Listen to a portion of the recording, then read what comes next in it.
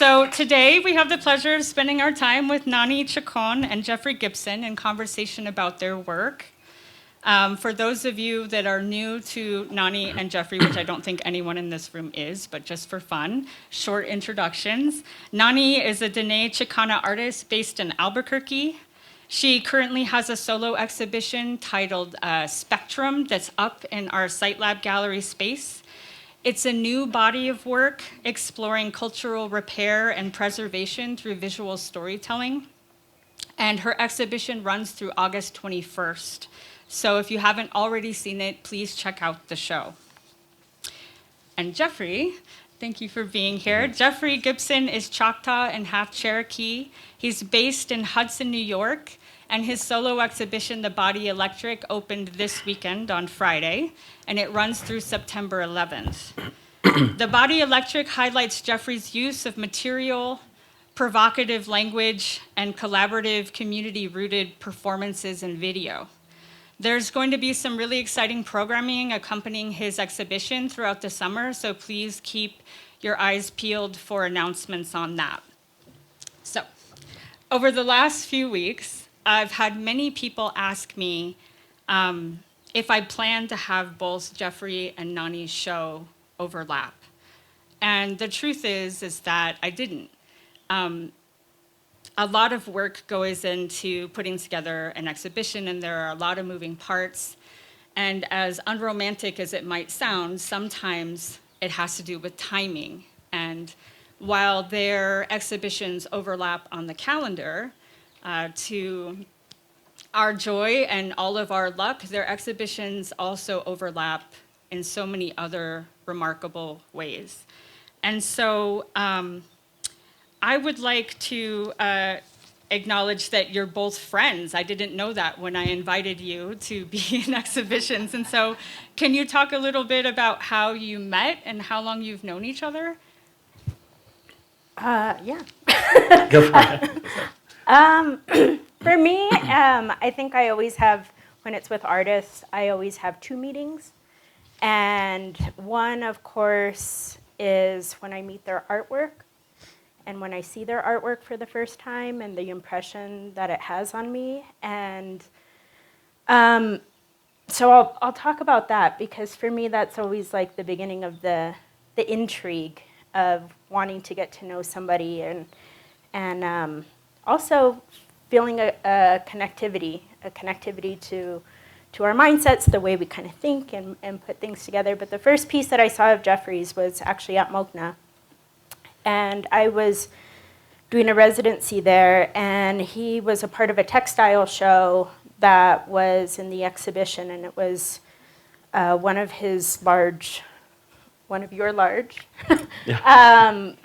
punching bag pieces. And when I saw the piece, I thought a woman had made it, because it really had embodied this fierce strength, but also like the strength of a woman, like the delicateness and all of the cones and the beating, and then just the metaphor of thinking of like fighting through and the tenacity that we endure, and it just encapsulated it really well. And then I looked at the tag and was like, oh, Jeffrey, all right, who is this? and that was it. That was a spark for me to really follow your work and to see it, and then later on, as I started to, and we'll talk about this later, but followed your work, I have always been really interested in your titles, and just because I'm like, that's interesting. I like that song or something. But I want to say a year ago. Yeah. A year ago, Jeffrey was, or no, this was actually. It was in February. Yeah, in February. Of this year. No, October. It was October. October, yeah. Yeah. October of last year, sorry. So October of this past year, Jeffrey was creating a print at the Tamarind, and just took the time to connect. And Jeffrey has children, and I always seek out artists that also share in that experience of being a parent and juggling art life, parent life, art life. And yeah, so for me that was really important, and also just kind of recognizing that I've always been really thankful when other people have extended those kind of invitations for me, knowing that I travel with my son sometimes, and bringing back the Mother Day theme. That I travel with my son and just extending hospitality beyond the art world, beyond just seeing each other in galleries and seeing each other in whatever else, in interviews and stuff like that. And we went trick-or-treating. Yeah. That's awesome. Did you dress Yeah. up? Totally, yeah. You dressed up, of course. It's Halloween. Yeah, similar. I think we were Instagram friends for a really long time.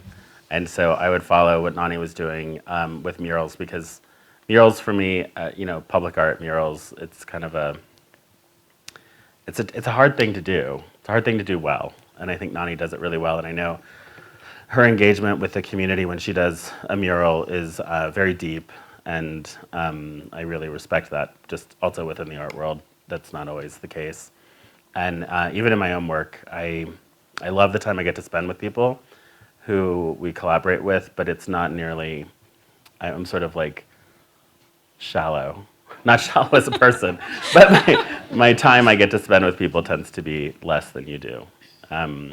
Also, I think, so when we met this last year in October, you were so incredibly generous. We showed up at your house, and you had made this huge amount of food, and it was wonderful. And then we went trick-or-treating, and we must have hung out pretty regularly, and got to know Autumn and hang out with Raven and Candace also. So yeah, I think, especially within the Native community, we're all spread out so far across the land that I think it is true. It's rare that we get to just hang out together and have a meal and not talk about art. And so that's really, I think, been a great place. It's really special for us to have two artists in conversation that have this respect and love and care for each other. It's really wonderful to have you both here. Again, like I said, there's so many complementary overlaps in your exhibitions. And one overlap is the title of this talk, Reclaiming History. And I see each of you working both directly and indirectly with Indigenous histories within your practices. And I wonder if you could talk a little bit about what reclaiming history means to you and how you might use it in your practice to retell stories or reintroduce narratives. So sometimes I feel a little divided between practices. I have definitely the public art practice. And for me, and I'll kind of answer from that place first in this question. And reclaiming a history for me is really taking history out of institutions and placing it back in the hands of the people, back in landscape, back in a place where we can interact with it and be a part of it. I think that there's been so much kind of disconnect with the documentation of histories and who gets to tell those histories. And when we work, and especially that within education and the idea of an educated history. So a lot of my work as a muralist is really just about that, is really about creating engagement, really creating conversation, starting from a place of conversation, starting from a place of, let's just sit down and see what comes up and see how we can create a response with this, and then put it gigantic on a wall and further that response, further that reciprocity of people engaging in it, people seeing it, talking about it, giving back to it. And if in one day it disappears, it disappears. If one day, but while it's here, how is this affecting our space? How is this affecting the future and the future history and stories that we interact with and we create. History is here. This is history. And in my personal work, and especially with this body of work, it was really about creating an impetus in preservation and realizing my role as like a soon-to-be elder, even though I'm not even though I'm not there yet, and I'm thinking in that way because I'm appreciative of the knowledge that my elders have given to me, and my mom and my dad, and the story, and it's always started with stories. And I think that there's a genius behind storytelling. There is such a genius there that it can't ever be documented. It can't ever be written down because the genius in it is the sharing and the connection and the way that stories are told within time. And it's a time marker, and it's a place marker, and it's a people marker, and it's a relationship marker, and it's all of these things. And this body of work was really about beginning that conversation again. Beginning that conversation in a place that means a lot to me with our creation stories and starting that spark. So this body of work is for people that know the stories, but also the intrigue to ask questions, to begin that, to have that impetus and reclaim that. And it's created for children. It's created for adults and elders. And I want people to, those are the people I want to reclaim these. Yeah, I think if you identify as a Native artist, and if that's the context that you want to be a part of, you really quickly start to realize how many stories people are unaware of, how many kind of protocols and traditions that people are unaware of. And it just multiplies exponentially when you start thinking about how many tribal communities there are, how many different communities within those communities there are. And then there's the question about, like, well, what can be shared, what should be shared. Like, there's a lot of trust issues involved in telling other people's stories. And so I think for me, I found myself, maybe in the last 10 years, really focusing really on the turn of the century, late 1900s, and looking at the 20th century. Because when you look at Native arts in the 20th century, I kind of grew up thinking, like, well, where were we all? Like, where were the painters? Where were the performance artists? Where were the filmmakers? So I got really excited when I discover an artist who, not just one painting, but somebody who really pursued art making for the majority of their life, whether that was commercially successful or not. And I think also the division between cultural practice and people who were engaging in American popular culture is also a real interest of mine because of the relocation acts, because of the people leaving the reservation either by choice or by force, and that kind of acculturation that happens and what people choose to hold on to and how they hold on to it in an urban environment or outside of a Native community.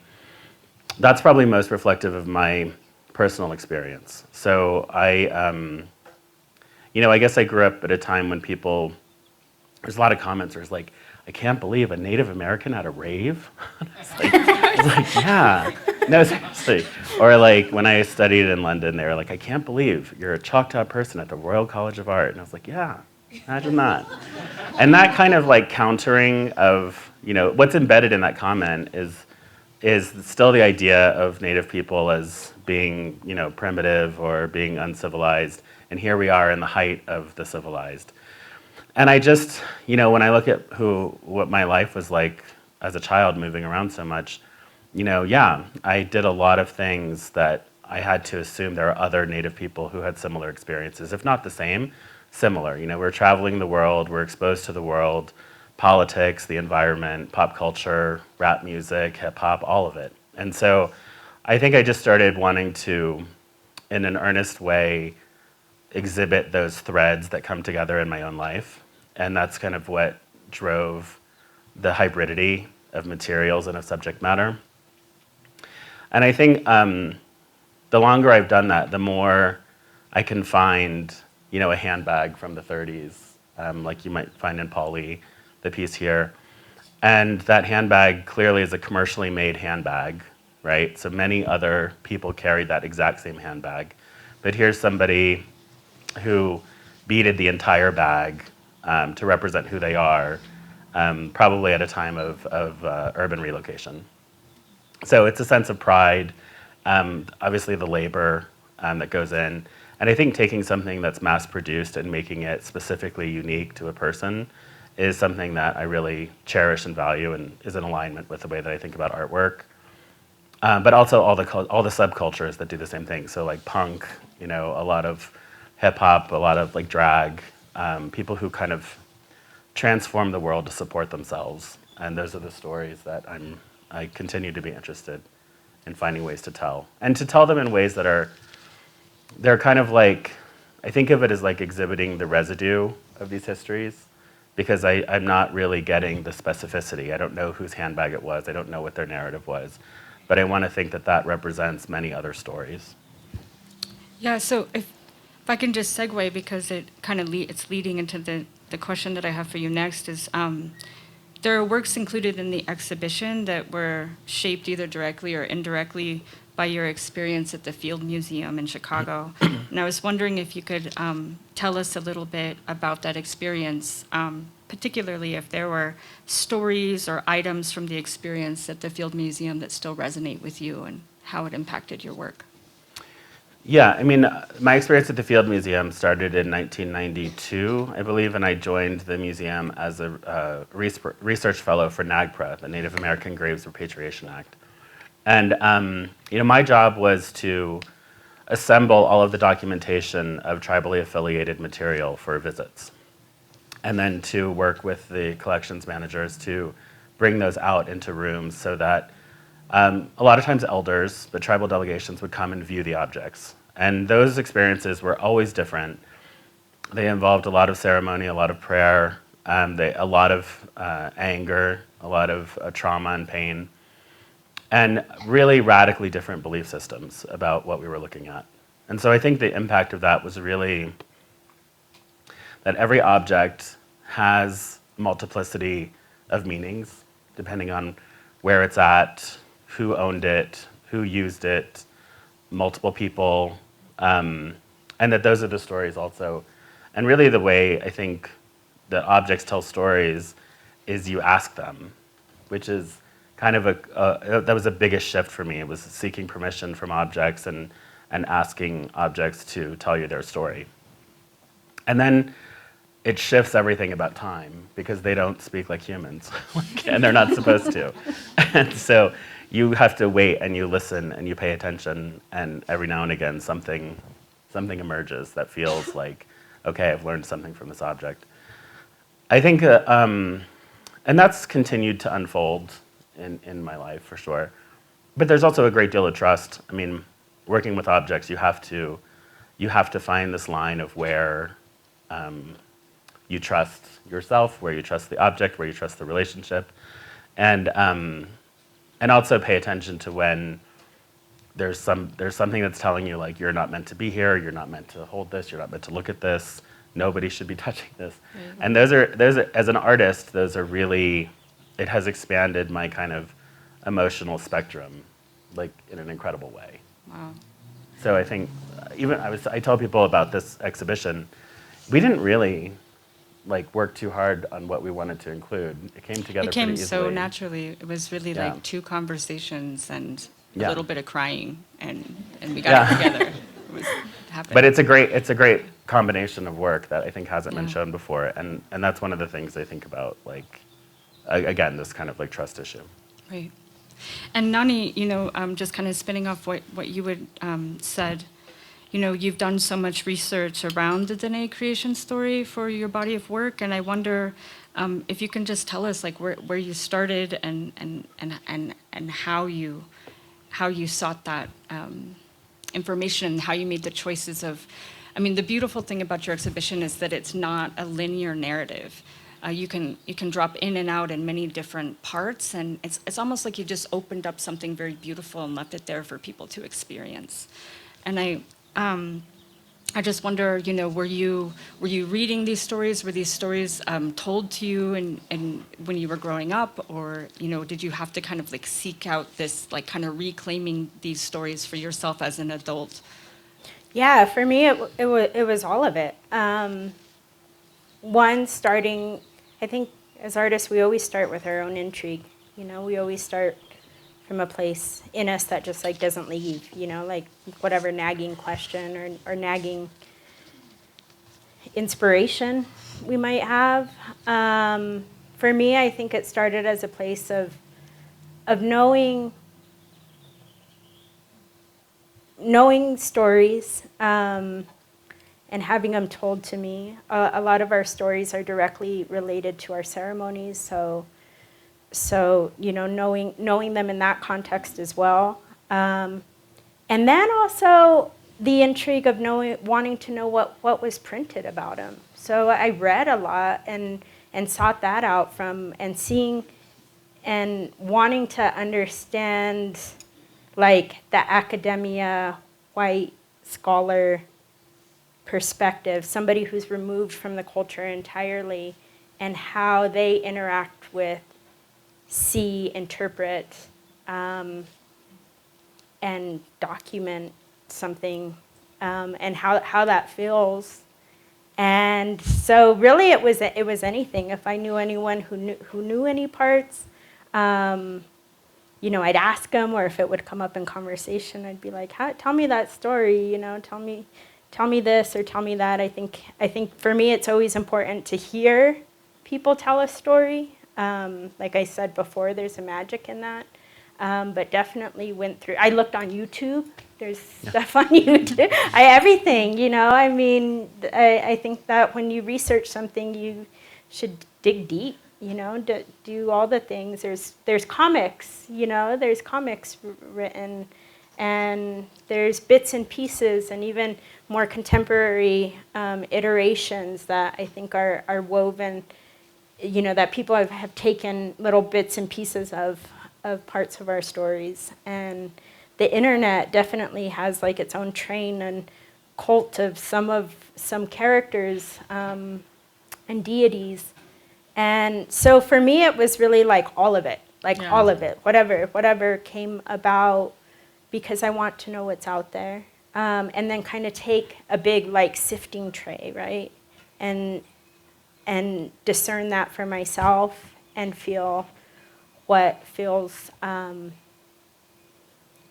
right, I guess. I really understand what you're saying about the objects, and I've had experience like that working with objects intertribally. And I want to say that there's an intuitiveness, right? That there's an intuitiveness that you have to be cognizant of and respectful, that you're sharing in something. And then, go through that process of how am I now the storyteller in this? How am I the one that is taking part in retelling this and bringing these things out in a respectful way, bringing it out in a way that is also intriguing to me and important to me, because that's what the storyteller does. So yeah, it's all of those things. Yeah, Nani and I worked together, maybe a year and a half putting together, these ideas, but, clearly you've been working on this body of work for a really long time. Yeah, I started it about 5 years ago. Yeah. So. And I see it as being ongoing because it is so personal. And it started as drawings, as illustrations. And I have other illustrations too within this body of work that also aren't 10-foot paintings. And yeah, and I mean, as part of my process is kind of, starting with a drawing and doing iterations and kind of feeling that out and daydreaming about it, and kind of scratching them out, sometimes throwing them away, starting over. So I see this body of work as not only, I mean, before the 5 years, it's, was the 35 years. And then, I'm sure that this will continue on after that. Yeah, there's not very many, at least in my knowledge, but not a lot of visual representation, visual storytelling around these stories. So I think it's so beautiful and powerful to have your perspective and your storytelling style. Jeffrey, you already kind of sort of talked on this, but I kind of want to circle back to it. A lot of your work calls attention and celebrates the other, and your influences of like drag culture, punk music, literature, has really strong influences, particularly on the language and words that you use in your work. And I wonder if you could talk a little bit about some of those inspirations, and I'm very curious about your own personal authorship, like The Land is Speaking, Are You Listening is a piece that Jeffrey did for the exhibition, and it's a huge mural that's in our lobby space, and it's authored by you, and just, I don't know, how do you balance that, and are you moving into like this new era where you're like authoring your own words, or can you talk about that? Yeah, I can. I have a big theory about it, which could be true or not true. It's just the way that I think about it. I think, from the exclusion of Native people and the erasure of Native people historically in American culture, I really started thinking about how I had a really hard time authoring my own statements because I felt like we haven't had many opportunities to be the author of our own story. And I think other cultures share this too. I don't think it's just Native people. But so it's been a challenge to try to find like a muscle that has confidence to speak, which I think also comes across in some of the performances in particular. I'm working with people on speaking and voice. So I think finding meaning in language that was around me made sense because it kind of resonated. Like pop music, for instance, it collects us, in a way, but we all still have our own individuated experience of it, and we also can kind of get caught up in this cultural phenomena of pop. And I also grew up, paying attention to like Basquiat and Warhol and what was happening in New York in the 80s. That was sort of my art feed when I was in high school.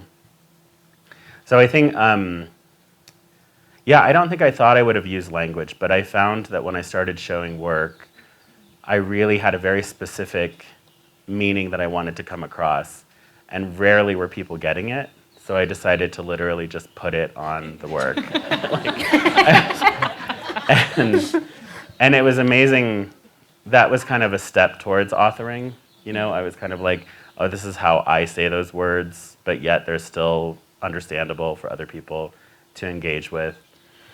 And so now I collect words, I write down thoughts on my phone regularly. I text myself regularly with statements and words. And I've realized now that I'm interested in things that are more sort of like eavesdropping in public, like what people say. And so they don't have to have the same kind of like pop resonance as some of the earlier work. And I think sometimes, even when I am looking at lyrics, I'm not so much looking for the lyrics that we're all familiar with, but I look for the ones that kind of lead up or come after. Sometimes they're lines from movies, from speeches, from sermons.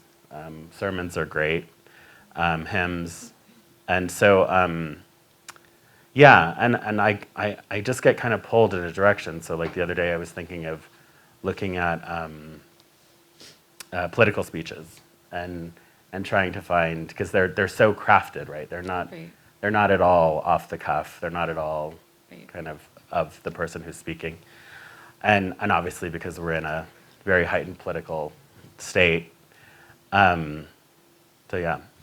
Wow. I think of them when I experienced your work. It's like you're casting spells. Words are so powerful, and sometimes they're just like. I think the idea of manifesting, whether you think of it as is true. I do think that Indigenous artists are in a a place right now where we are actively manifesting things and planting these seeds as fast as we can and sort of sharing them as fast as we can, you know. And I'll just share because I think it is kind of funny. Okay. No, it's not actually here, but when this body of work was coming together, I collect pins, and so Brandee gave me a pin today. Yeah. What does it say? Doomed to nonconformity. Yes, so that's what we all have on. We're conformed. Yeah. We're all wearing them. They were authored by Devin Ludlow. But I have this pin that I found, and it says, better because we can be. And I was like, oh, it's amazing. This is probably some like uplifting, like multicultural moment in the 70s or 80s. And it's written in that kind of hippie script. And so I was feeling really good about it. I used it, and it's still in the work. But it turns out it was a Canadian U-Haul campaign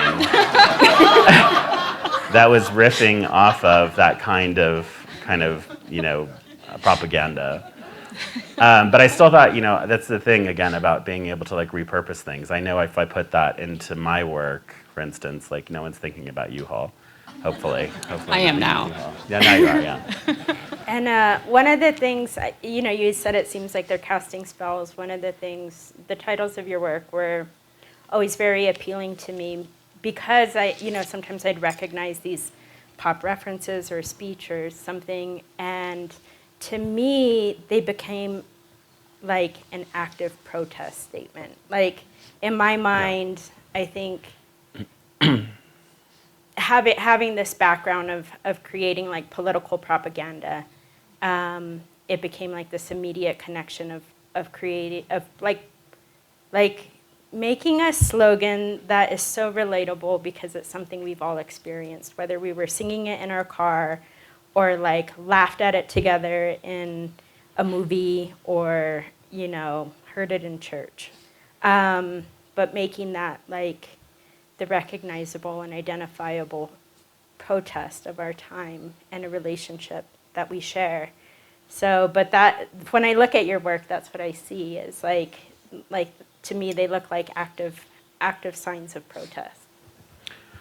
Yeah, thank you. I mean, I think they are. I mean, I think, I was just thinking about, The Land is Speaking, Are You Listening? It was one of the ones where I felt like I didn't need to have that kind of 3 or 4 word zinger, but I could extend it. And that's just because my mind has completely shifted towards the environment and the planet and thinking about that narrative. And then She Never Dances Alone was also authored by me and came together pretty quickly. And it really just had to do with the matriarchal histories and how they are present, they're still here, and the invocation of ancestors and spirits when the women dance.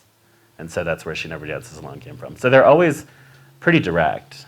They're never, they have to, they're not, I try to make them as direct as possible.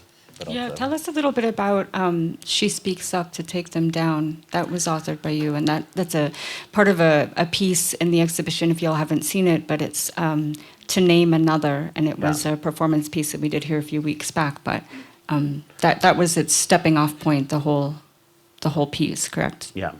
I mean, I had done some performances. This was in probably 18, when I was approached by the National Portrait Gallery in DC, and they wanted to commission a performance. And I was kind of surprised, why not a painting or a sculpture or something? And but I was excited. I mean, performance is challenging for me, and I feel like it stretches me as an artist.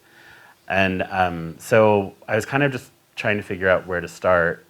And the Kavanaugh hearings were happening at the time for the Supreme Court seat. And it was the day, in fact, I was in DC getting ready to do a performance, and it was the day that Dr. Blasey Ford's testimony was being given. And it just came to me the word She Speaks Up to Take Them Down. And I started thinking about naming and naming ceremonies and purposeful and intention in naming. So I started thinking about other people who I respect, other actions that they've taken, and how that would inform a name. So then I just sat down and I made a list of 1 through 50, and I would just kind of go back to that list and try to fill them in if I met somebody. And one of the ones is John Quick to See Smith. So there's a garment that says Quick to See, or she's quick to see, and on the drum as well. And I guess that's the same thing I'm saying about manifestation. You know, when someone says that word and it gets picked up by the wind and it carries, or the drum and the sound kind of hits as you're speaking the name and it kind of continues beyond your space. Yeah. Yeah, thank you.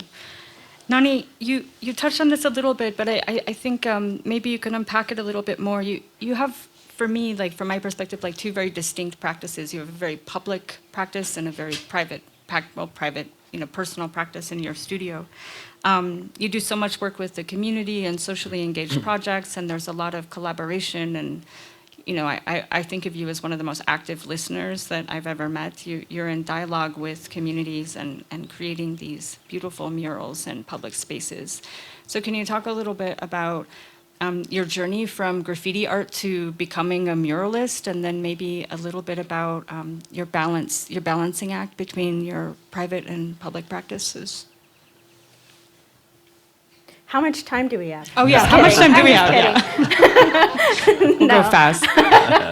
Really fast. So I was born. No. Yeah. So I started out in the public. My work has always been informed by being in public space. I didn't draw or create work before I did graffiti, and graffiti made me make work in front of people, and in an abstract way. And I became very keen and very aware of public interaction with art. That's the way that I was informed, and that's the way that I first learned to ever create art. There wasn't anything before that, really. And I think for me, that immediate reaction of seeing more the visceral action of the public, seeing people hate me, seeing people just disgusted, and I thought it was beautiful. I thought it was amazing. I still think it's amazing. And to see a language that was out in public that was understood by my peers. And it also taught me that art is a language. Art is a language that transcends and is understood by masses, but it doesn't require us to all speak the same language. It doesn't require us to have the same background. It doesn't require us to do anything but to see it. And so all of those things were very, very impactful for me as an artist in both my practices. I got into doing murals because it was safer. And I became a mother, and I began to think about the impact that my art has in public spaces and has on me. And I think some of that was maturing and being able to understand that that's a large platform. You have a platform of the public. And in that process, really wanted to it not be just about myself, because I'm limited in myself, We all are. I'm only one person. I only have so many thoughts. And so I really became interested in how I could create work with the other people that were in those spaces. Also, moving into other spaces and being invited to create work in other communities, and feeling like I had a well, there's a stewardship, right? There's a stewardship of the work that has to exist. And I know that I've seen public artwork that I felt was non-reflective of my community, and I have to live with it. And I didn't want to go in feeling like, oh, I'm just gonna claim this. I did that enough. I did that as a graffiti artist. And it was really about this idea of sharing and creating something that would, again, kind of share in this exchange, and until it was gone.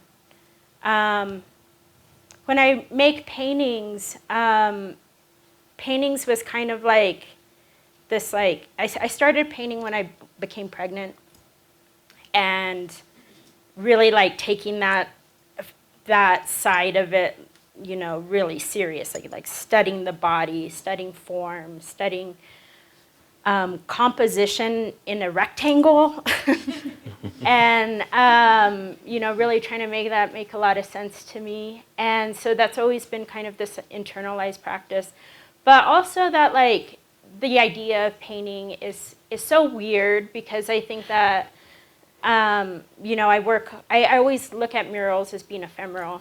I think of them and our landscapes as being ephemeral and ever-changing, and buildings, as much as we want them to think that they're going to be monoliths and be there forever. I hope they're not. And I hope my work dies with it. But when you make work for a museum and when you make paintings, there's like this archivalness, like it's meant to stick around forever. You get asked about that. What did you use in this? How long is it going to last? And for me, I want to create work that can be held in that way. So I think about things probably a lot longer when they enter an institutional space. It's really a time for me to kind of explore ideas that can have a lot of different discourse around it, I think. I think that there's, I don't know, it's just a different approach for me. I also like the idea of working very delicately, and working with something that I can be like soft with. Mural making process is a very rugged experience. Nice. I was trying to cover it up. I apologize.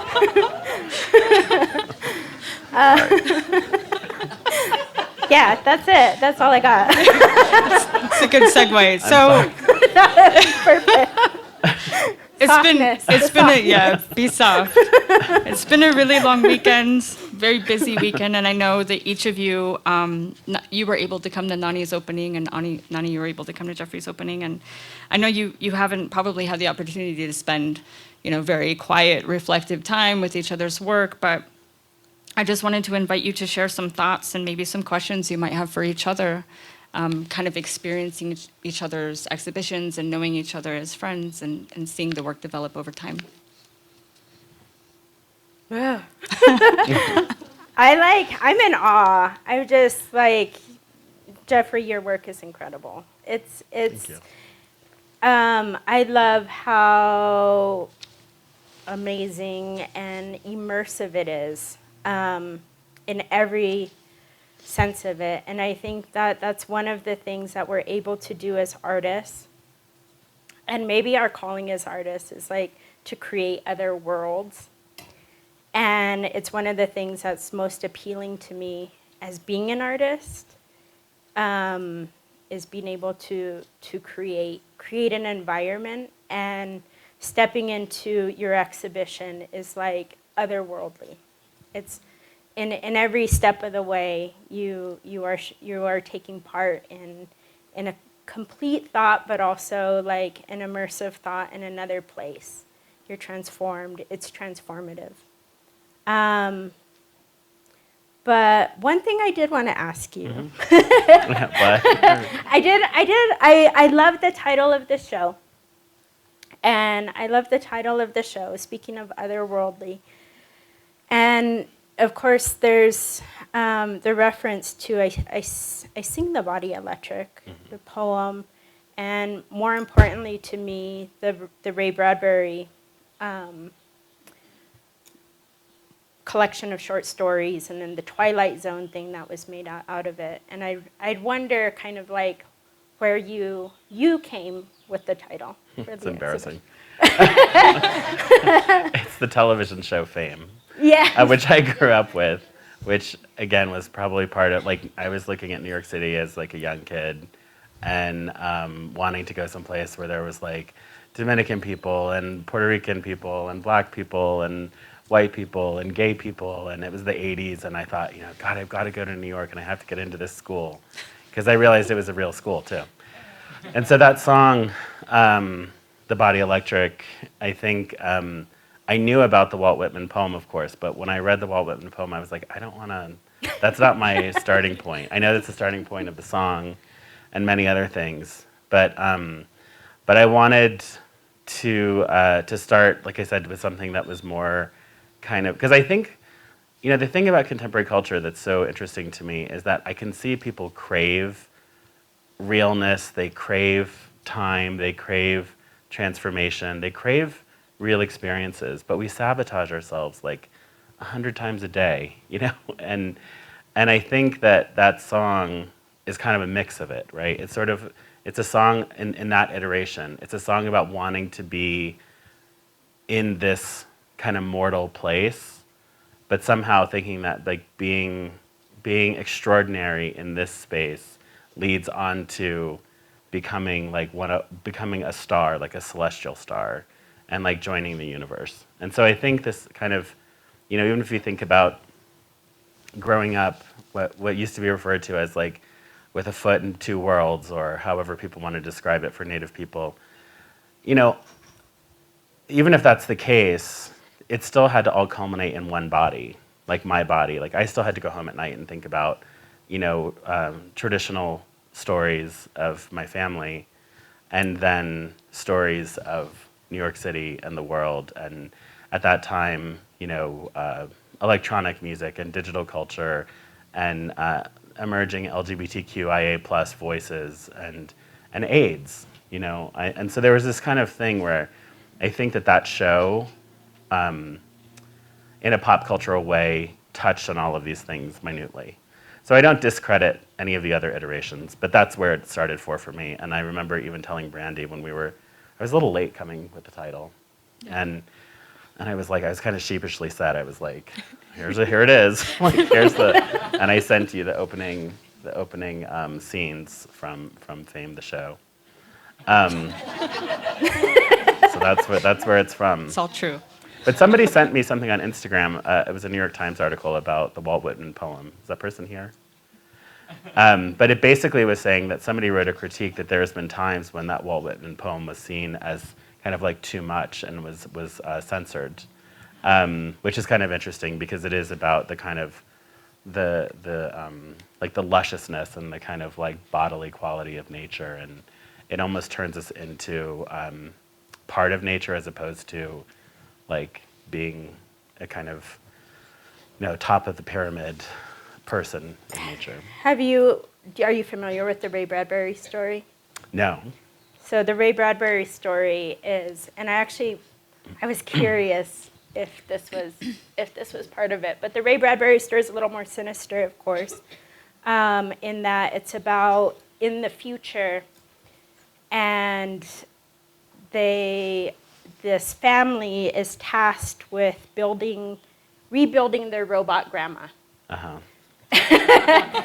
And it's like this, it's like this joyous experience that everyone kind of partakes in.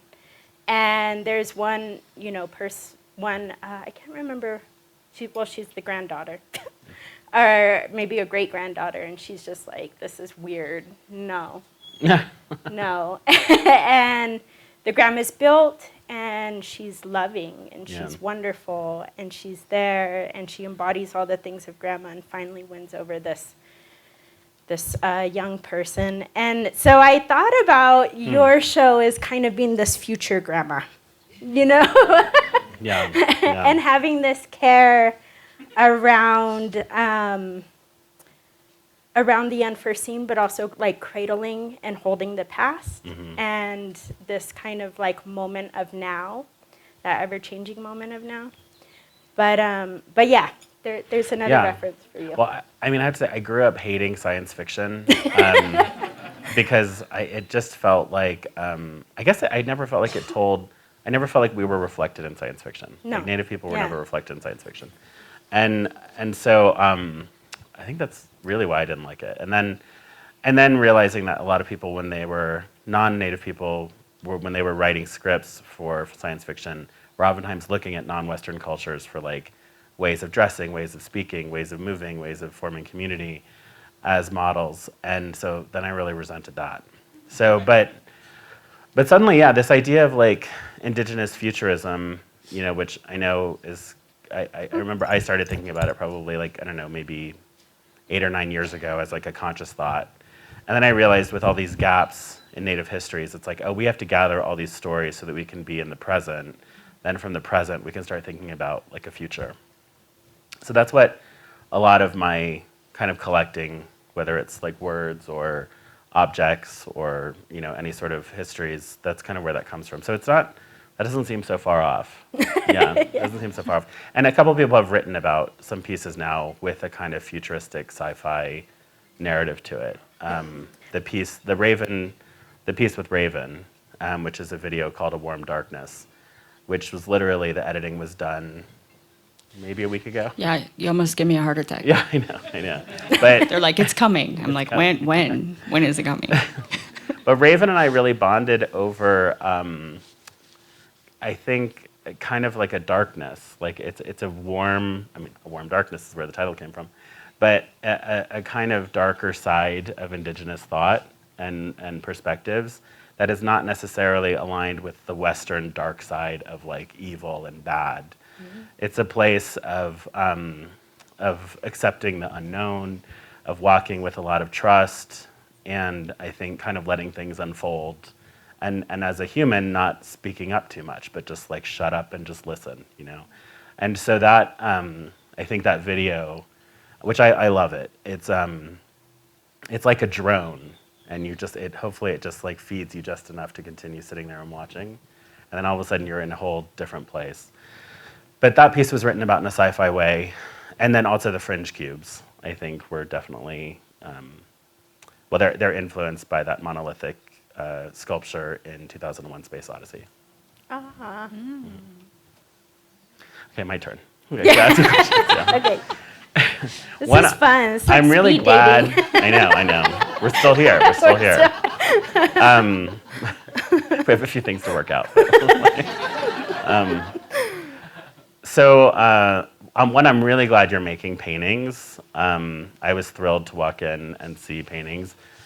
And even though they're massive paintings, they're paintings. And I think probably my paying attention to painters my whole life made me so excited to see them in a way that, oddly enough, they have a different public because they can move around differently.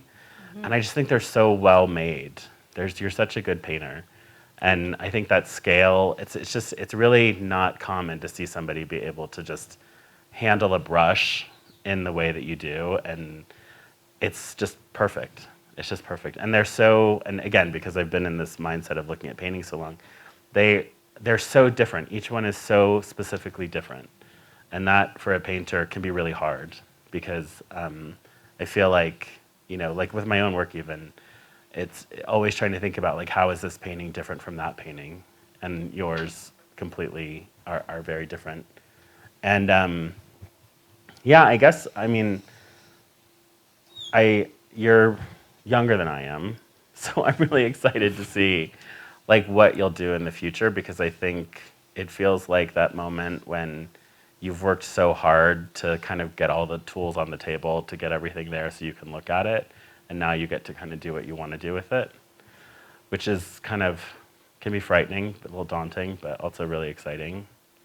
And I'm excited to see you show more on the East Coast. I would love to see more of that. And I would love to see actually murals on the East Coast too, because I think they're really important. And I think, you know, I know for me with some of, and this is just kind of institutional stuff, but for some things that I've been a finalist for, some of the criticisms have been, people believe that Indigenous America lives in the Southwest. And so they're like, well, Jeff's project would make more sense in New Mexico or in Arizona, or why would we do it here in New York City? But it's so important for the works to kind of like circulate around and cross all of those geographic borders. And it's a really strong message that it's not just geographic, I mean, the geographic borders are manufactured. So all of it is, it can all be shifted, you know? So I think in its own way, I think that's why I love the fact that they're paintings, is I think they can move in a very different way. Thank you. I love that about the work too. And I definitely feel like this show brought out just my own need and want to make studio work again. This has been like, I haven't made a collection of paintings, like sat down, painted my butt off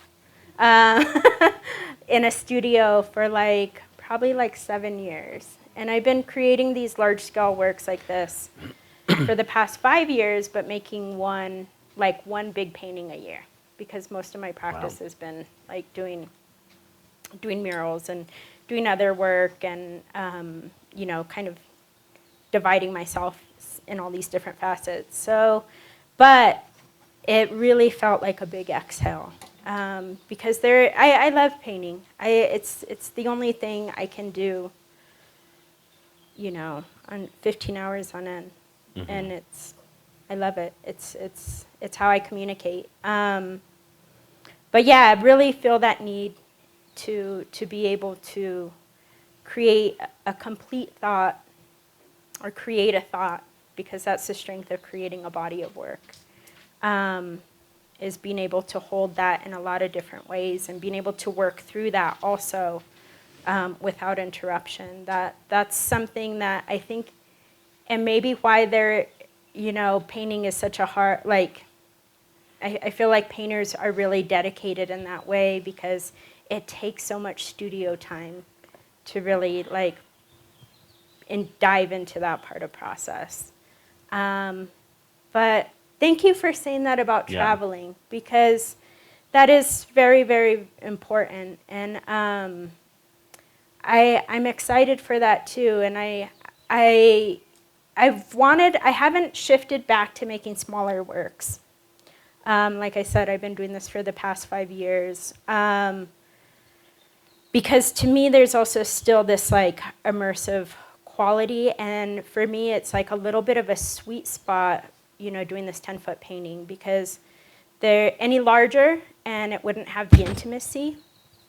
There's a proximity in space, right? And that's always something that is super interesting to me, is how we work and move and take part in space. And I'm always constantly aware of this when I create murals, is how that space in front of the wall, is going to be used, how the public is going to interact with that, how does the image and the size and scale and movement of that piece affect the way that the viewer interacts with it. And for me, creating a painting at 10 feet it's immersive, where you're able to create your own space even within a gallery, which is its own space.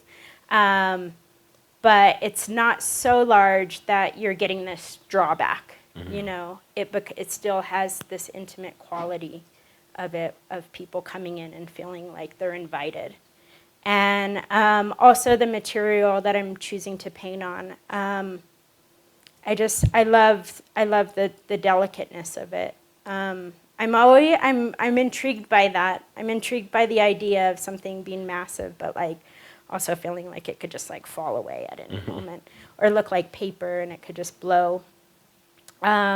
Which that material has that quality. But yeah, I really feel like this exhibition has kind of opened something up more for me, and I do want to continue working in that way. And thank you for saying all of that, because that's really reaffirming.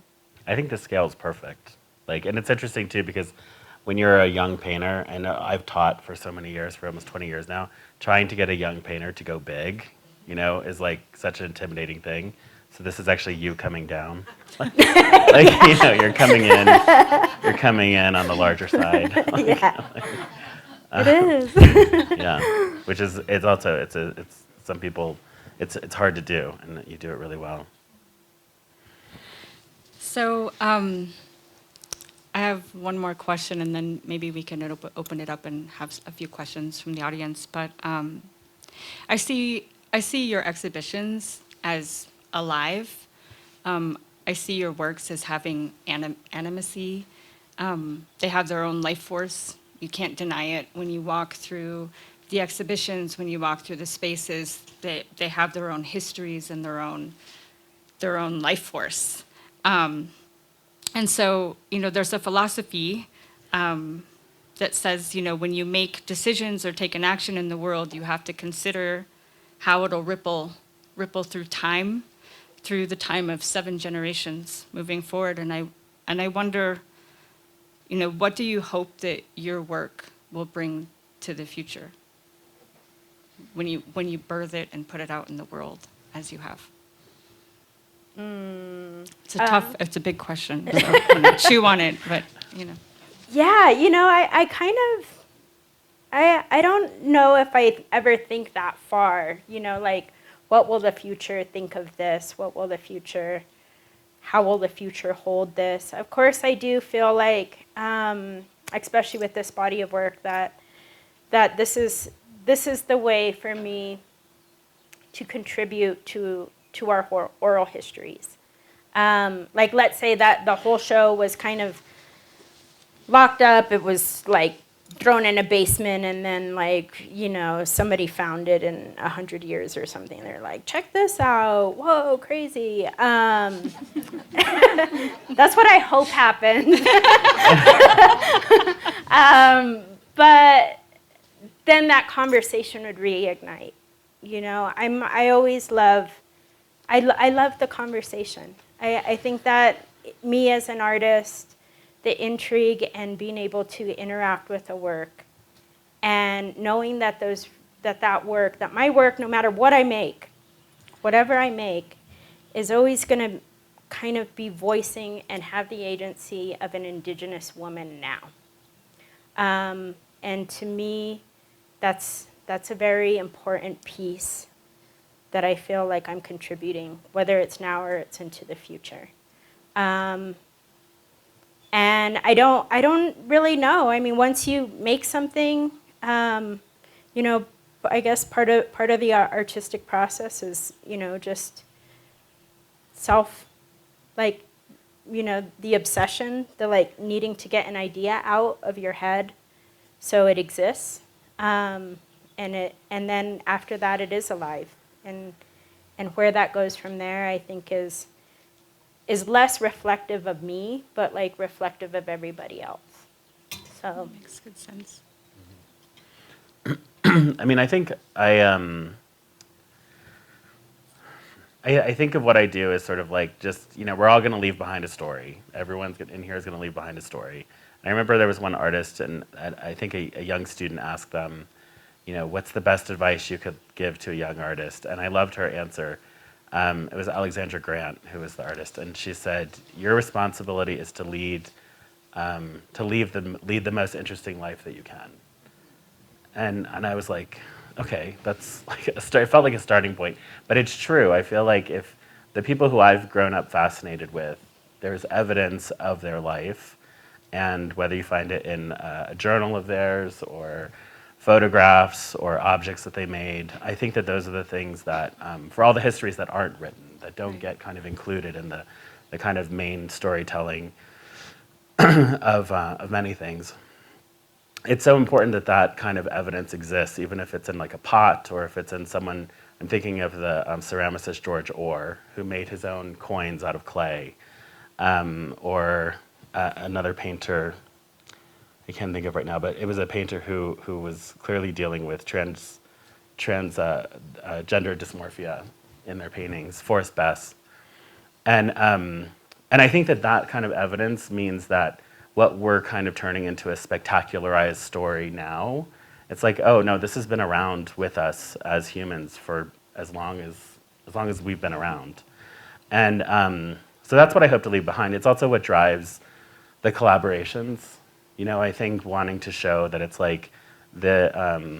it's not just an individual, but even in this exhibition, my gosh, there's got to be at least a couple hundred people represented in the work, between people who worked on the mural, the musicians who I refer to, the studio team, everyone who took part in To Name Another.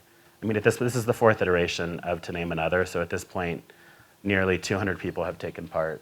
And so all of that, I know there's no way for me to document it, include it in a catalog, for instance.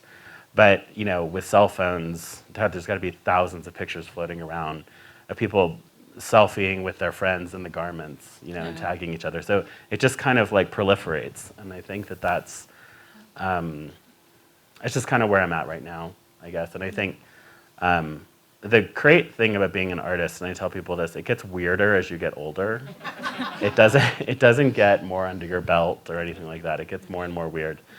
And so I'm trying to just enjoy that. I'm trying to enjoy the kind of the wildness of what it can be, and where I can grow as a person individually. And I think that for me is sort of, also, there's a very limited number. Jean is one of those people. Jean Quick to See Smith is one of those people who sort of let her life lead her, and she's kind of making decisions in tandem with this unfolding story, right? And she still is today. So I think that kind of example is what I would like to leave behind. Yeah.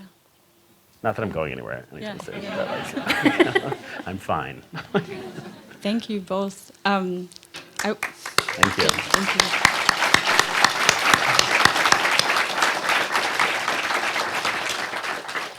While I'm thanking people and have your attention, I'd like to thank all my colleagues here at Site Santa Fe for helping put together this fabulous program and waking up early on a Sunday morning for all of us. Thank you. And thank you to everyone who has supported the show and has traveled great distances to be here and celebrate the work. And with that, I'd like to open it up. If anybody has any questions, we can take a few. And I'm going to bring the microphone to you. I think that's the way I should do it. Is this the one I should take, Johnny? Okay. I'm moving now. See you guys.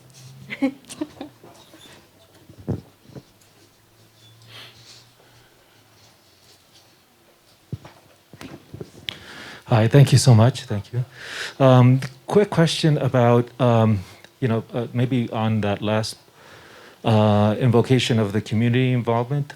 So, social practice, community engagement, it's been a thing for a while, heavily funded. And I'm just wondering what do you think are the differences between the way in which Western artists, I'm going to create a false binary here, Western artists engage community engagement projects versus indigenous artists. In other words, often a critique would be that community engagement uses community as medium rather than as collaborator.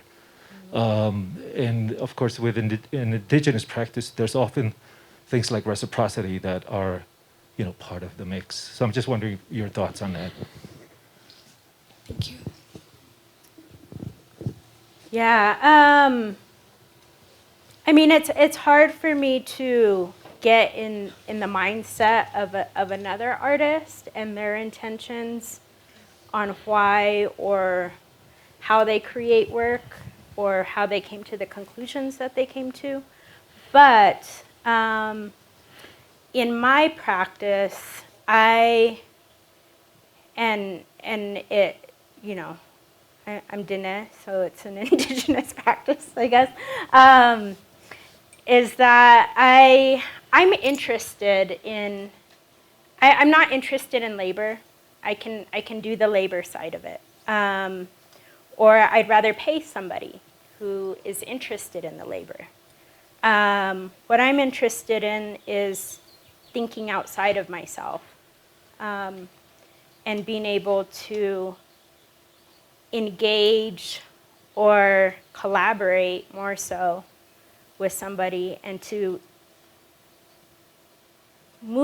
have the project move, even in its process itself. It becomes unpredictable and it becomes fun for me. That's the thing that's most engaging about it, is that it becomes fun because it becomes unpredictable. I don't know what's going to happen at the beginning of it, and by the end we create something together, and that's really, really interesting for me to start with an idea and be like, okay guys, like these these are the moving parts, you know, this is what you're going to do,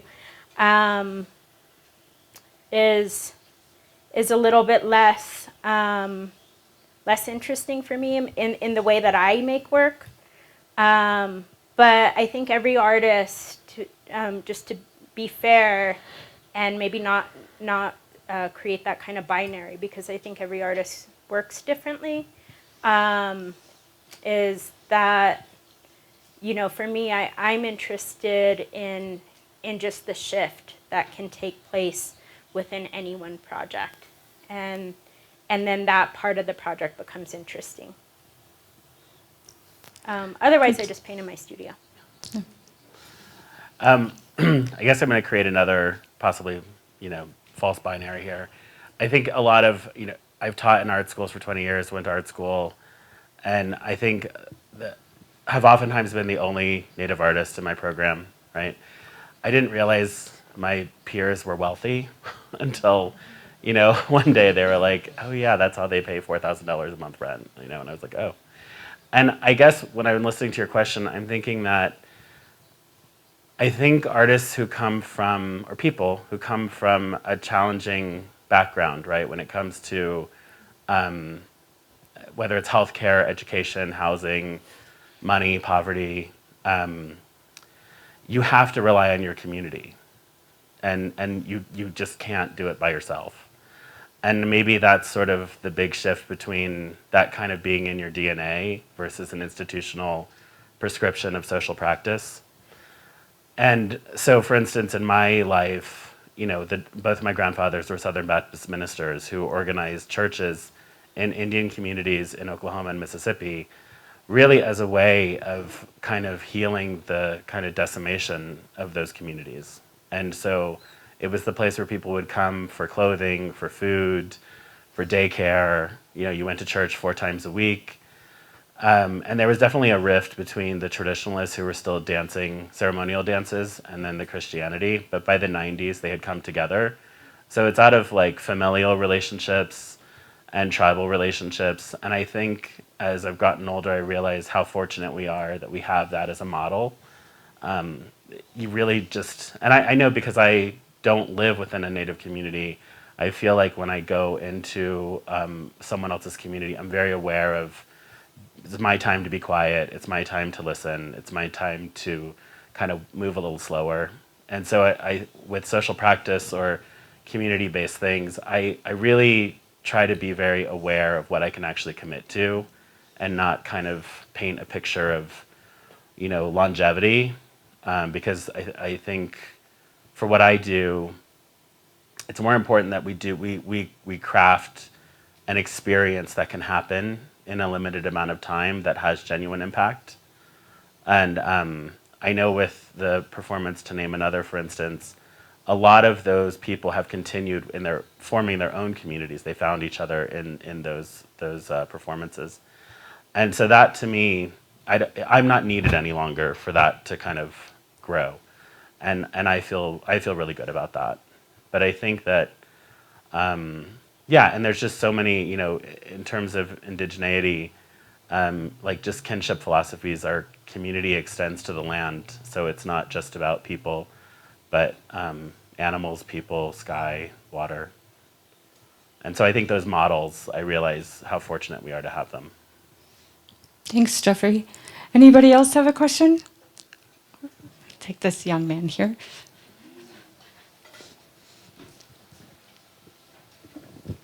What is the oldest art piece you remember or your first art piece?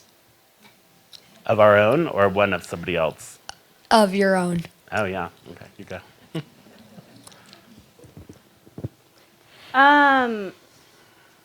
Oldest art piece. Geez, I don't know. I loved cartoons. I really love cartoons, and I think, like, one of the things was me and my brother used to collect stickers. Like, we were really into stickers. And I think if I had to, like, think about an art piece, like something I I like put on the wall and treasured and would look at and was inspired by, it was all of those stickers. And we got like really into like scratch and sniff stickers and just like Garbage Pail Kids stickers and the puffy stickers, and we would even put them in books and really, really just like love them. And they were like also like you could put them anywhere. So like it was the first way to really kind of like see art and put it in my environment and love it and be envious of other stickers that other people had. But yeah, I guess that's maybe it. Yeah, that's a really good question. It's really complicated, actually. It's really complicated. Because when you're young, like, I don't think I was thinking about art. I was just making things that I loved making. And so I'm thinking about, just when you were saying that, I was like, what's something I really enjoyed that was not something you would do every day? And I remember I used to grow my nails out to just enough that I could go in the garage and I would hammer a nail through it. Whoa! Well, to make a hole, And then I would go get my mother's earrings and put them all in so to the holes. And I just remember sitting in the garage and being like, that is cool, So was that art? I don't know. Yes. But like I said, it gets weirder as you get older. So there's a chance it could show up in the future, Because I think there's this period also where people are teaching you what art is. And that's such a challenge to get over those things that people have taught you. This is what art is, this is what it looks like, this is what it sounds like. So you have to get back to the place of where you were a kid and you're just like what is it I want to do? And what is it I want to do? What is it I want to make? And then just try to listen to that voice until you finish something. Great answer. That's amazing. Sorry. I saw someone else raise their hand this way. Okay. I was a weird kid.